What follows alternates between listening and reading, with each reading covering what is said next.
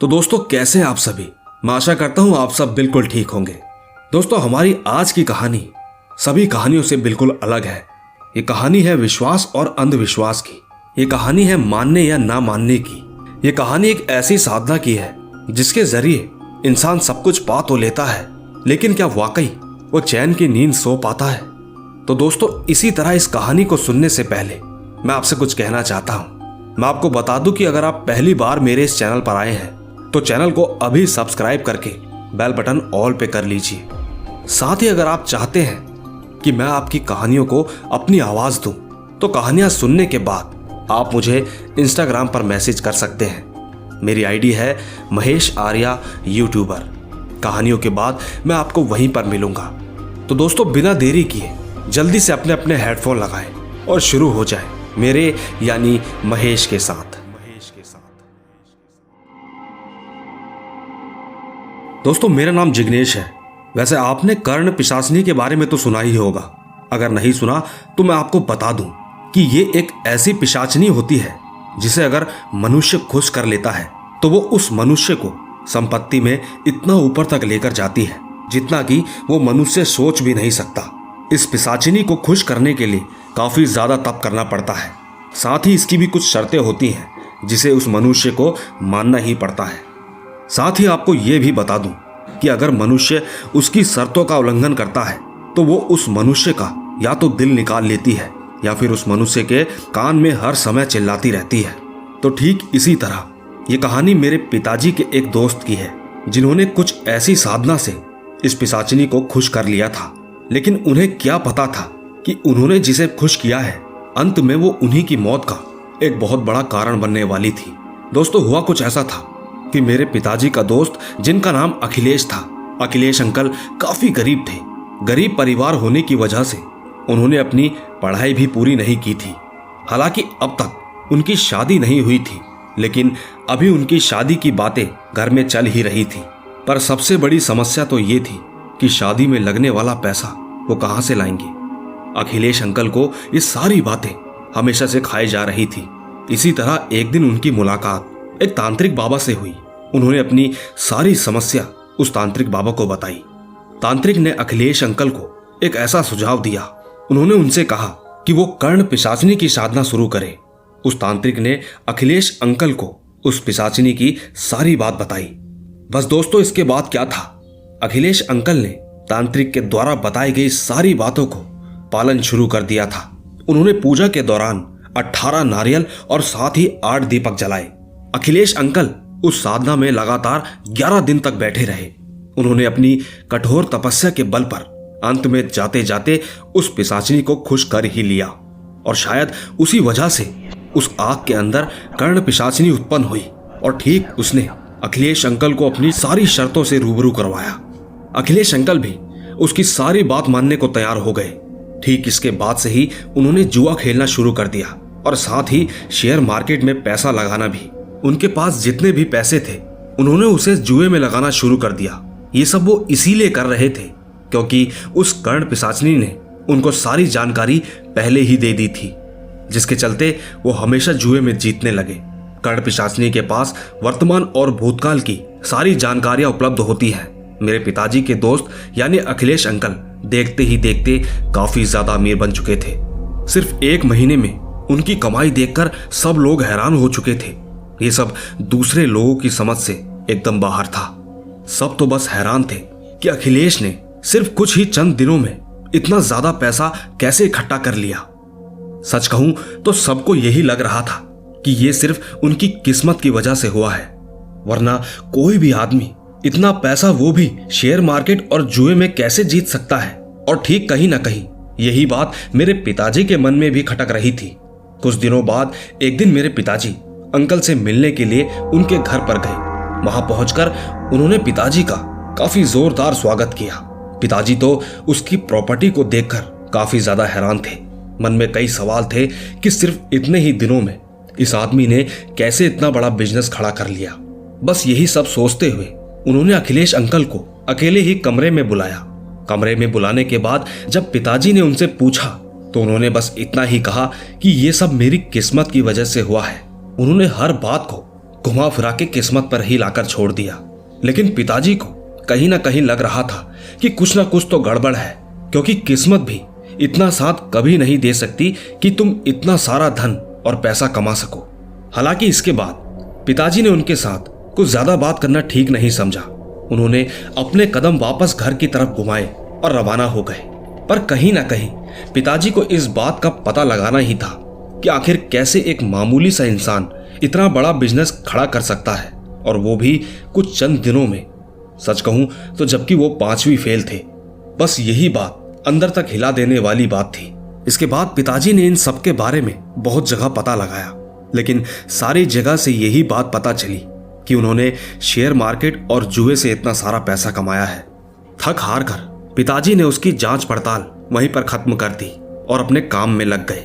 उन दिनों अखिलेश अंकल से शहर के बड़े बड़े आदमी उनके घर पर मिलने आते थे। धीरे धीरे वो काफी ज्यादा पॉपुलर बन चुके थे। थोड़े ही दिनों बाद उनके घर पर एक बहुत बड़े आदमी का आगमन होने वाला था। वो उस इलाके का सबसे ज्यादा पैसे वाला आदमी था।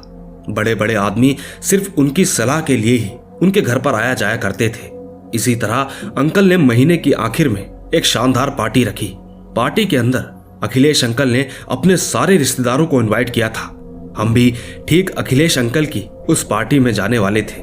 सच कहूं तो जब हम उनके घर पहुंचे तो हमने देखा कि उनका घर और भी शानदार बन चुका था। चारों तरफ सिर्फ लाइटें ही लाइटें लगी हुई थी। देखने में वो किसी शादी वाले घर से कम नहीं लग रहा था। साथ ही अखिलेश अंकल ने दूर दूर से लड़कियों को नाचने के लिए अपने घर पर भी बुलाया था। वो सारी लड़कियां देखने में बेहद ही खूबसूरत थी। सच कहूं अगर उनको कोई एक बार देख ले तो बस देखता ही रह जाए।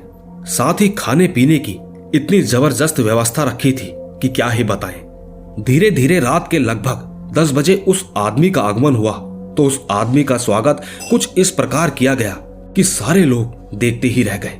कुछ देर के बाद लगभग 1 घंटे तक उन सबकी मीटिंग चली। मीटिंग के अंदर मेरे पिताजी भी शामिल थे, लेकिन मीटिंग की प्राइवेट बातें वो मुझे बिल्कुल पता नहीं है। बस अब तो खाना पीना भी चालू हो गया था। पार्टी के अंदर अखिलेश अंकल अकेले ही कुछ बोले जा रहे थे। उन्हें देखकर कुछ अजीब तो लगा, लेकिन हम लोगों ने उन पर कुछ ज्यादा ध्यान नहीं दिया। दोस्तों, उस पार्टी के खत्म हो जाने के बाद अखिलेश अंकल पता नहीं क्यों मगर वो घर से बाहर नहीं निकलते थे। वो पूरे दिन घर में ही कैद रहने लगे, जिसके बाद से ही घर के अंदर एक खामोशी सी नजर आती थी।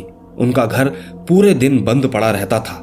न जाने उनको ऐसा क्या हुआ कि अब उन्होंने सबको मना कर रखा था कि उनके घर पर कोई भी भूल कर भी ना आए।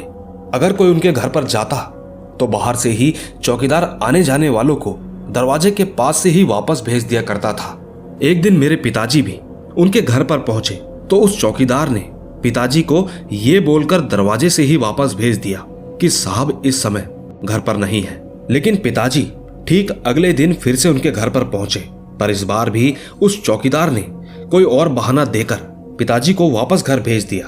पिताजी को कहीं ना कहीं ये विश्वास हो चुका था कि कुछ तो गड़बड़ है, क्योंकि उनके घर से थोड़ी थोड़ी उन्हें चिल्लाने की आवाज सुनाई दी थी। उन्हें पूरा यकीन था कि वो आवाज अखिलेश अंकल की ही थी, लेकिन पिताजी करते भी तो क्या, क्योंकि वो चौकीदार उन्हें घर के अंदर बिल्कुल भी नहीं जाने दे रहा था। लेकिन पिताजी ने अपना दिमाग दौड़ाया। उन्होंने रात के समय उनके घर जाना ही ठीक समझा। फिर वो रात में छुपते छुपाते उनके घर के करीब पहुंचे। पिताजी को अखिलेश अंकल के घर की एक ऐसी खिड़की के बारे में पता था जो कि पूरे दिन खुली रहती थी। वो किसी तरह छुपते छुपाते उस खिड़की के पास पहुंच गए और वो चुपचाप उस खिड़की के सहारे घर के अंदर दाखिल हो गए। उस वक्त इस बात की किसी को भी भनक नहीं लगी थी। पिताजी जब घर के अंदर गए तो उन्होंने देखा कि घर के अंदर सारी लाइटें बंद पड़ी हुई थी। साथ ही घर के अंदर कचरा ही कचरा फैला हुआ था। देखने से तो ऐसा लग रहा था कि उस घर की सफाई होना भी बंद हो गई थी। थोड़ी ही देर बाद पिताजी को उस घर के अंदर से कुछ अजीब सी आवाजें आने लगी। वो आवाज उन्हें अपनी दोस्त की ही लग रही थी। पिताजी उस आवाज की तरफ भागते हुए ऊपर की तरफ गए तो उन्होंने देखा कि ठीक ये आवाजें ऊपर वाले कमरे के अंदर से आ रही थी। पिताजी धीरे धीरे उस कमरे के करीब गए। वहां पहुंचकर उन्होंने खिड़की से झांकते हुए देखा। उन्होंने देखा कि अंदर उनका दोस्त अपने कानों में एक पट्टा लपेटे हुए जोरों से चिल्ला रहा था। पिताजी तुरंत ही सीधा अपने दोस्त के पास पहुंचे तो उनके दोस्त ने उन्हें अपने पास आने से मना किया, लेकिन पिताजी कहाँ रुकने वाले थे। पिताजी ने उनसे पूछा कि जो कुछ भी तुम्हारे साथ हुआ है तुम मुझे सब कुछ सच सच बता दो, अब भी वक्त है, सब कुछ ठीक हो सकता है। दोस्तों, अखिलेश अंकल के पास और कोई चारा नहीं था, क्योंकि जिस चीज को वो झेल रहे थे उसे झेलना कोई आम बात नहीं थी। थोड़ी ही देर बाद अंकल ने बताया कि उनके घर में जब पार्टी हो रही थी तब उनकी नजर एक खूबसूरत लड़की पर पड़ी, तो ठीक इसीलिए वो अपने आप को उसके पास जाने से रोक नहीं पाए। धीरे धीरे ऊपर जाकर वो उस लड़की के और करीब चले गए। वो चाहकर भी खुद को रोक नहीं पा रहे थे। उन्होंने बताया कि ये सब कुछ हमारे बीच होता हुआ उस पिशाचिनी ने देख लिया था, जिसके बाद उस पिशाचिनी ने पहले तो उस लड़की की वहीं पर हत्या कर दी। बस उसी पल से लेकर अब तक वो उनके कानों के पास जोर जोर से चिल्लाए जा रही है। वो मुझे बस यही बताए जा रही है कि आखिर मेरी मौत कैसे होने वाली है। दोस्तों, ये सारी बात सुनकर पिताजी तो हैरान हो गए। उन्होंने तुरंत ही वहां से निकलना ठीक समझा। पिताजी वहां से निकलकर सीधा एक तांत्रिक के पास पहुंचे। तांत्रिक को सब कुछ बताने के बाद उस तांत्रिक ने कहा कि उस आदमी ने कर्ण पिशाचनी को नाराज कर दिया है, क्योंकि उस पिशाचनी की यह भी एक शर्त थी कि वो किसी भी औरत के करीब नहीं जाएगा, लेकिन उसने इस बात का उल्लंघन किया है और यही वजह है कि वो पिशाचनी अब उससे नाराज हो चुकी है। धीरे धीरे अब वो उसको मारकर ही दम लेगी। दोस्तों, तांत्रिक की बात पर पिताजी ने कहा कि लेकिन कोई तो इलाज होगा। तब जाकर तांत्रिक ने कहा, नहीं, अब सिर्फ एक ही रास्ता है और वो ये है कि अब हमें उस पिशाचनी से जाकर माफी मांगनी होगी। पिताजी ने बिल्कुल देरी ना करते हुए तुरंत उस तांत्रिक को अपनी बाइक पर बैठाया। घर पहुंचे तो इस बार चौकीदार भी उनको रोक नहीं पाया, लेकिन जब पिताजी और बाबा अखिलेश अंकल के कमरे तक पहुंचे तब तक काफी ज्यादा देर हो चुकी थी। उन्होंने देखा कि अखिलेश अंकल पंखे से लटककर अपनी जान गंवा चुके थे। उन्हें देखकर साफ पता चल रहा था कि उन्होंने अपनी जिंदगी से हार मान ली थी। इसके बाद पिताजी ने उनके शरीर को उनके घर वालों तक पहुंचा दिया। वजह पूछने पर उन्होंने इस सारी घटना के बारे में उनके परिवार को बताया, लेकिन उस दौरान इस घटना को यहीं पर उनके घर वालों द्वारा दबा दिया गया था। लेकिन उन्होंने सलाह मशवरा करके उस पूरे घर का शुद्धिकरण करवा दिया था, ताकि उस घर में कोई भी बुरी शक्ति मौजूद ना रहे। सच कहूं, अगर उस दिन अखिलेश अंकल ने उन बाबा की बात ना मानकर अपने किसी और काम में ध्यान दिया होता तो वाकई आज उनका ये बुरा हाल नहीं होता। साथ ही दोस्तों, मेरा एक सवाल ये भी है कि आप इस कहानी पर यकीन करेंगे या नहीं, ये तो मुझे नहीं पता, पर मैं आपसे बस इतना ही कहना चाहूंगा कि जिंदगी में कभी कभी कुछ ऐसा भी हो जाता है जिस पर यकीन कर पाना बेहद मुश्किल होता है। तो दोस्तों, देखा आपने, ये थी जिग्नेश की कहानी। वैसे कहते हैं कि अगर सच्चे मन से भगवान को याद करो तो भगवान आपके सामने प्रकट हो सकते हैं, लेकिन इस आबादी वाली दुनिया में आजकल किसी का भी मन सच्चा नहीं है।